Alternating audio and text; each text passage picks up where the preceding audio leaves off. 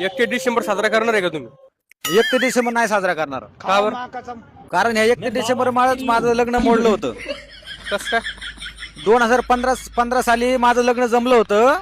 2015 साली 1 डिसेंबरला आम्ही पार्टी केली आणि त्या पार्टीमध्ये मी खूप पेलो होतो. ज्या मित्रांसोबत मी पार्टी केली, ज्या मित्रांसोबत मी बसलो प्यायला, त्याच मित्रांनी माझ्या अख्खी गावामध्ये जाहिरात केली की हा 1 नंबरचा बेवडा आहे. आणि ही गोष्ट माझ्या सासरवाडीमध्ये कळाली हा. तर माझ्या सासऱ्यांनी लग्न मोडलं ते. त्याच्यामुळे 1 डिसेंबर मी साजरा नाही करणार. मग चांगले मित्र घेऊन बसायचं होतं ना.